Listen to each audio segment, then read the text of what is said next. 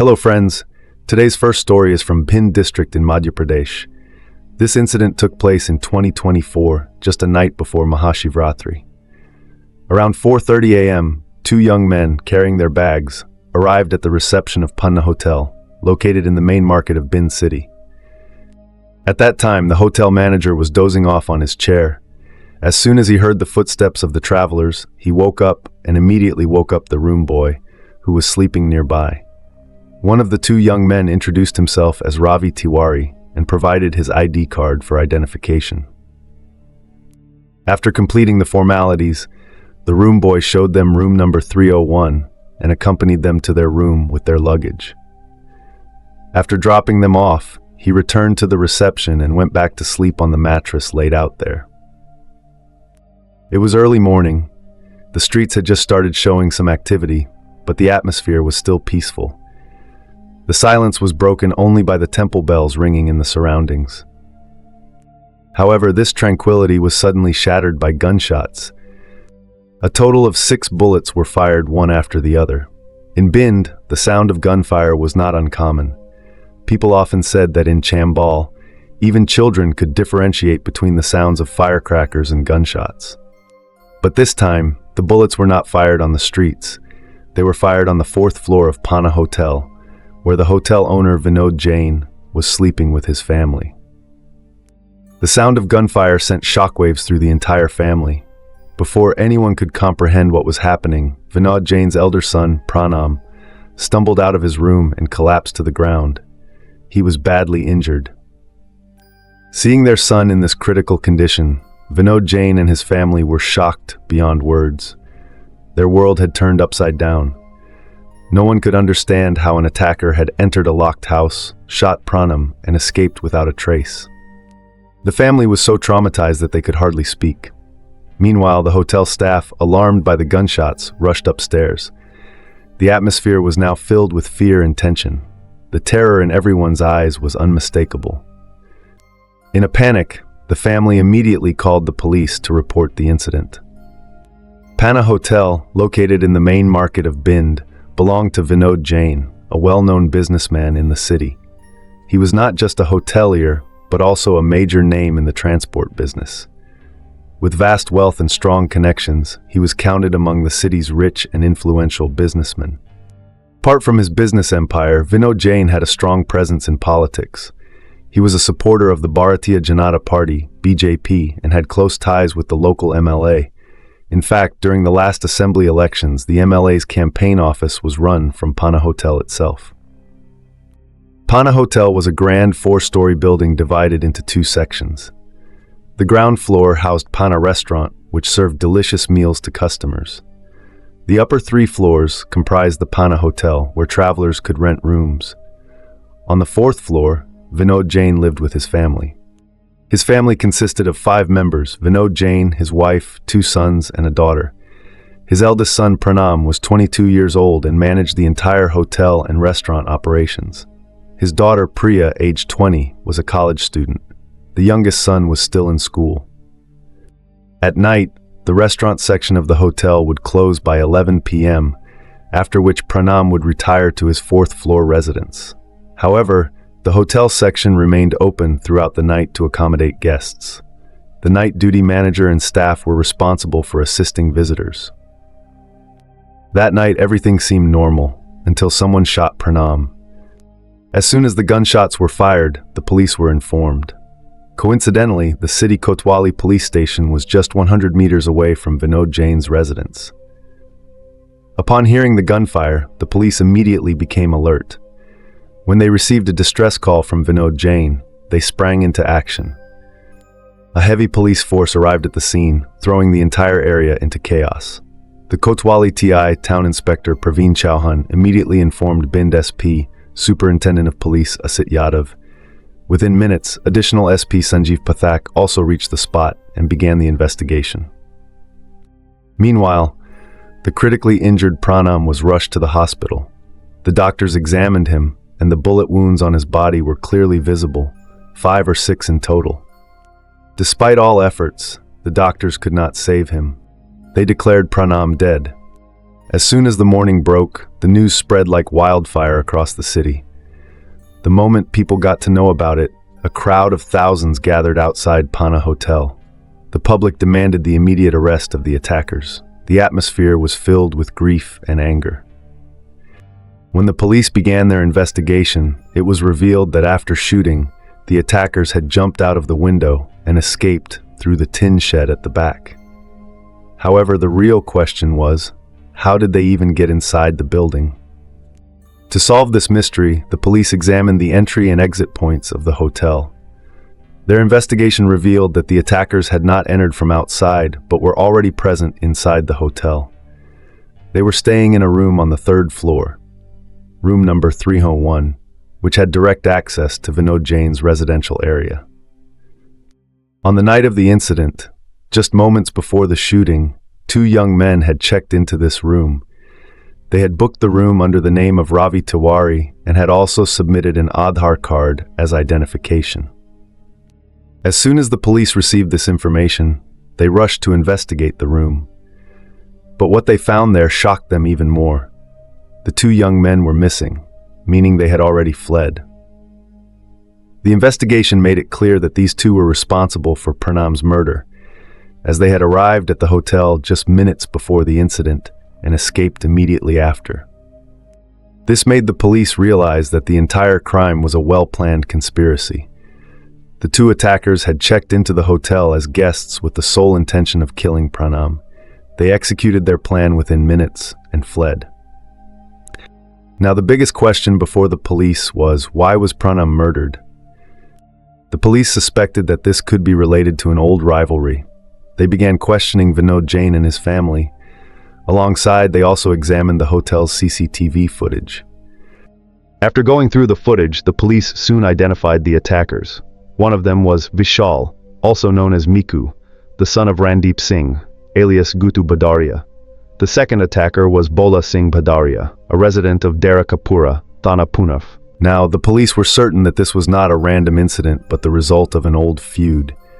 As soon as the attackers were identified, the police intensified their search for them.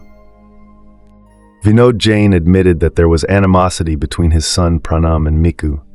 However, he did not clearly reveal the reason behind it. When the police tracked Miku's mobile location, they found that his last location was at his house. However, CCTV footage clearly showed him at the hotel during the incident. This meant that he was present at the crime scene and fled right after committing the murder.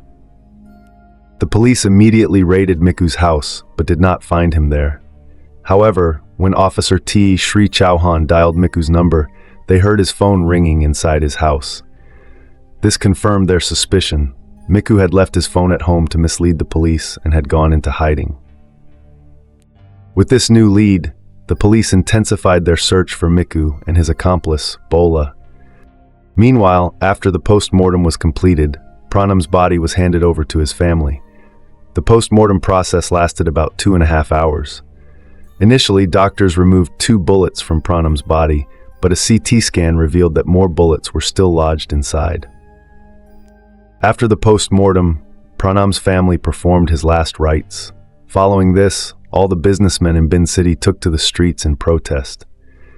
It soon became evident that Miku and his friend, Bola Badaria, were the prime suspects in this case, as weapons had already been recovered from them. Outraged by the incident, the public began demanding the encounter of both accused. The situation escalated, forcing ASP Bin to step forward and assure the public that the police would soon arrest both suspects.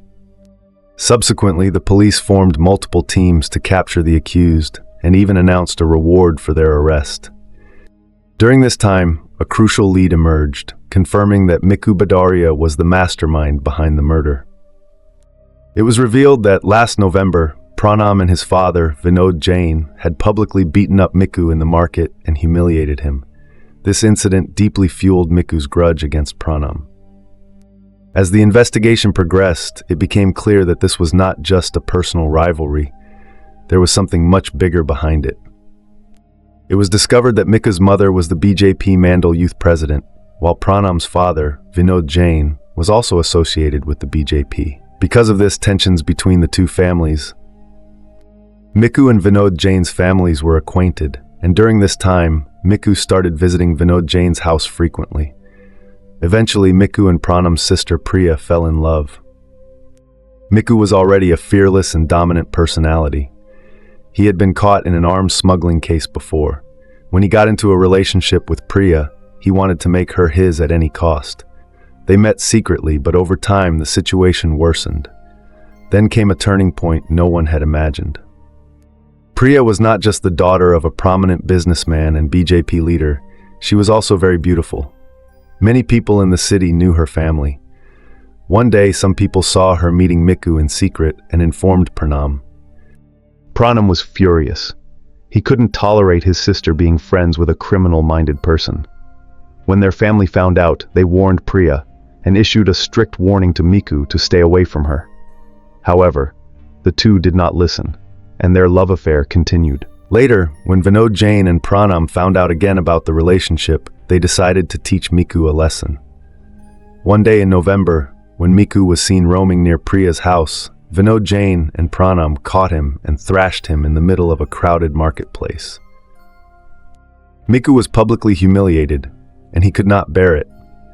The police were now convinced that Pranam's murder was linked to this love story.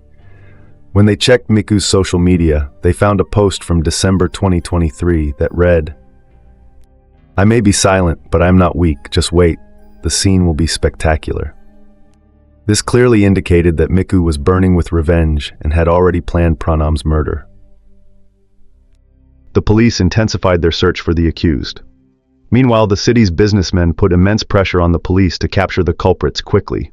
Responding to the growing pressure, the SP of Bhind alerted the entire district police and issued immediate arrest orders. 2 days later, the police received a crucial tip.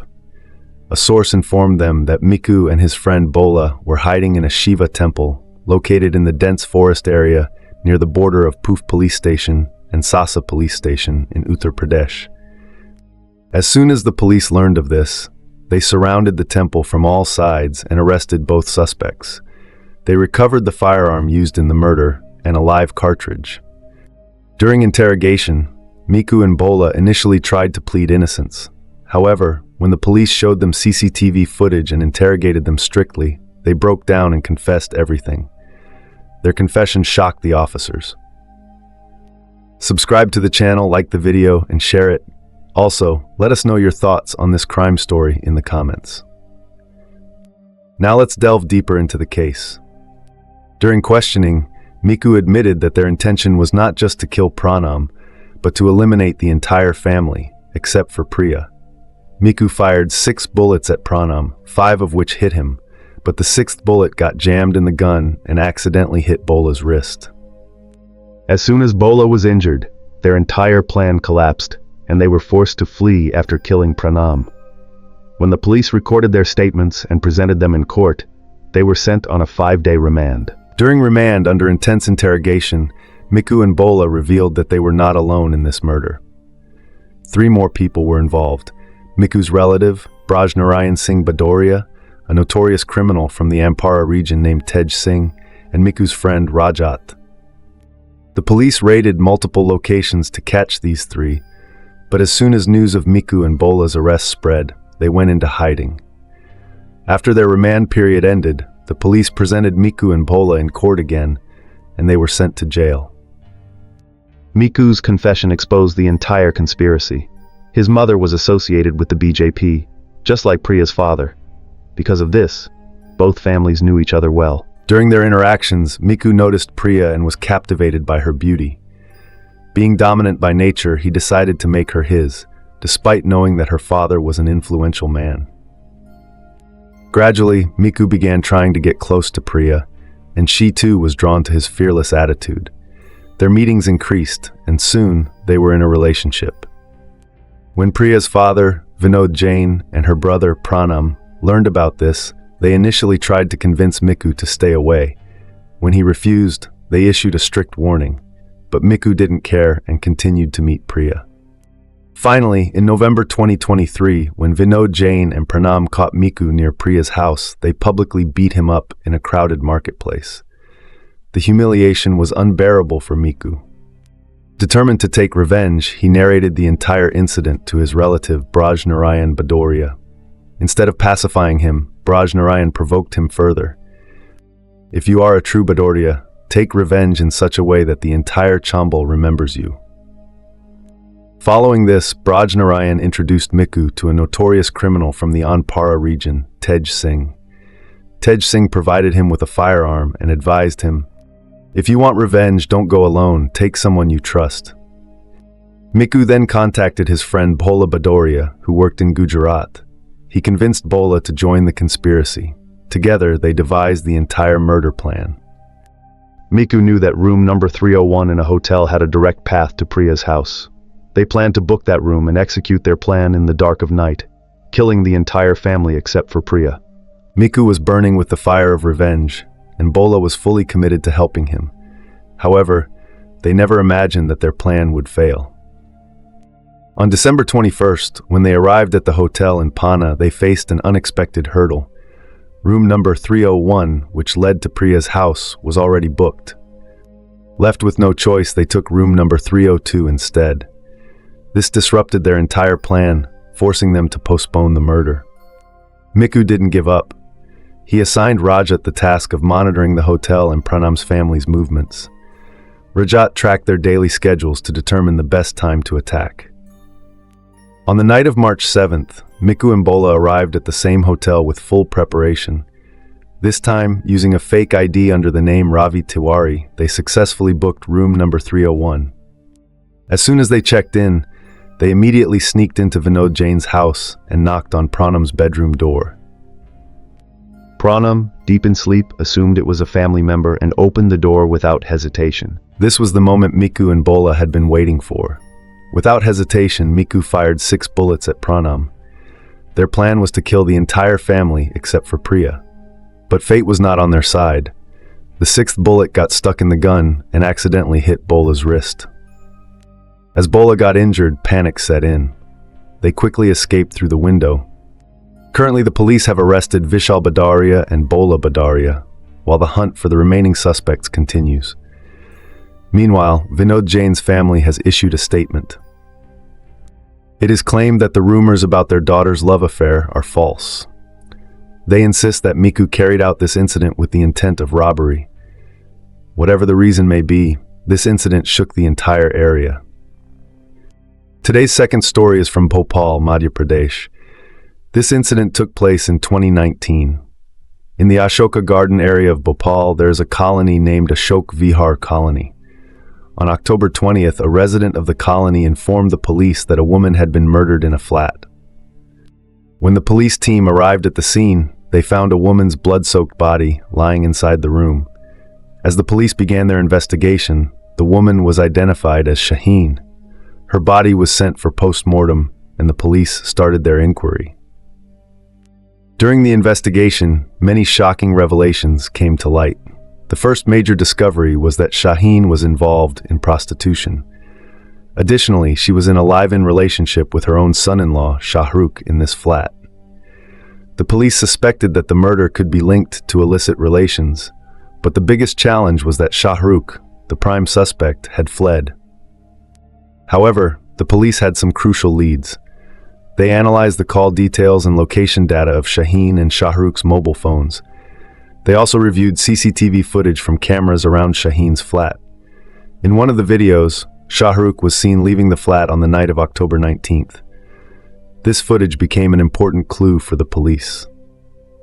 Moving forward, the police interrogated Shahrukh's friends and acquaintances.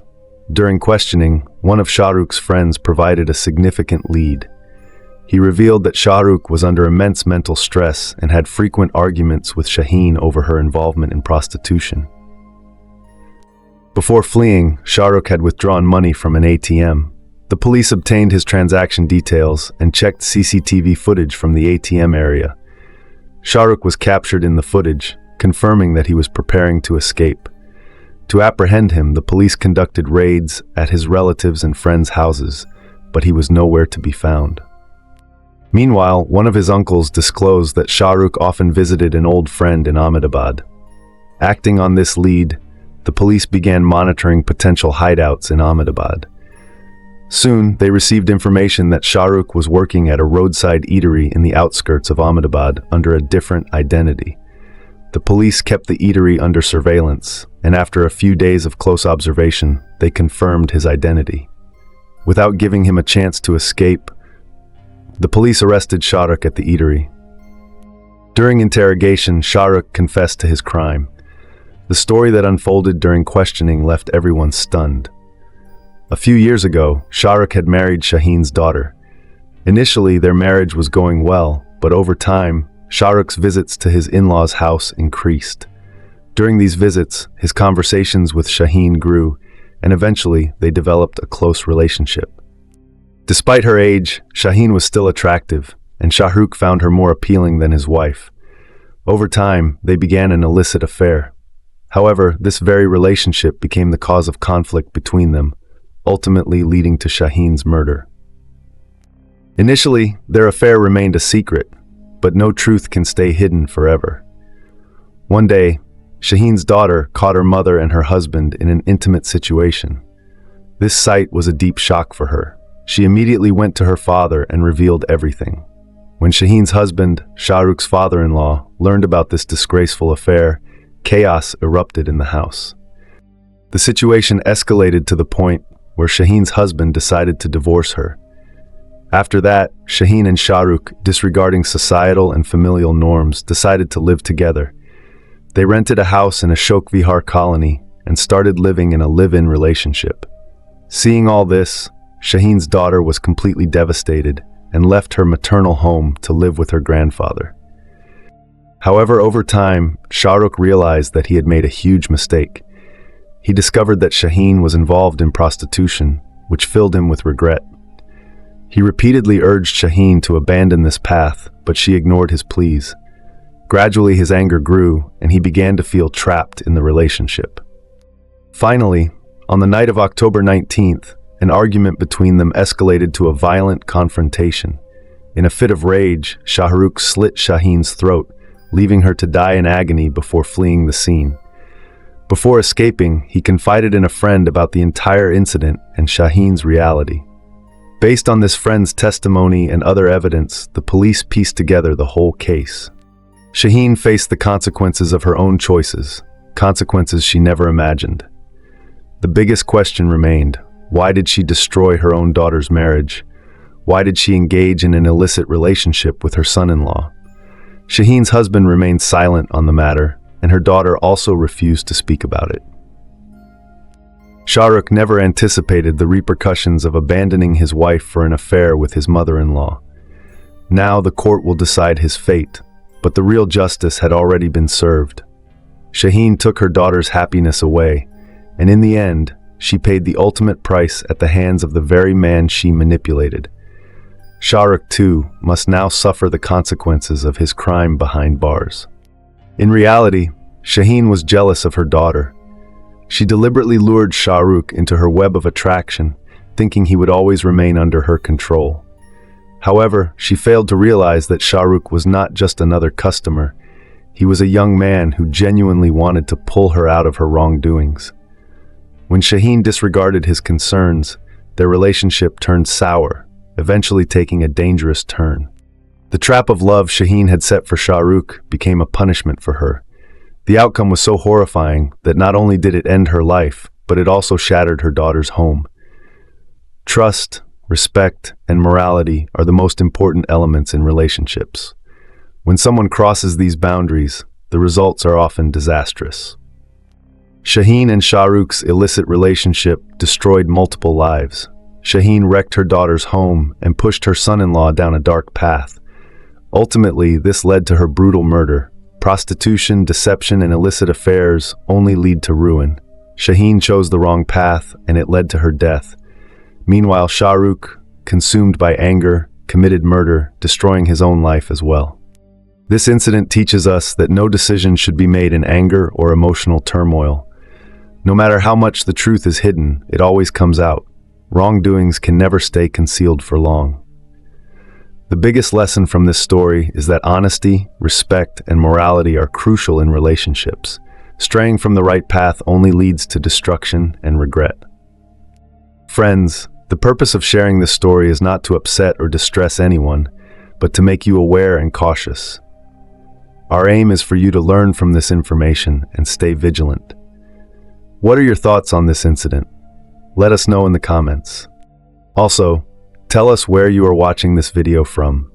If you appreciate our efforts, please like this video and share it with your friends so that this information can reach more people. If you haven't subscribed to our channel yet, please do so now to continue receiving such important content. Thank you.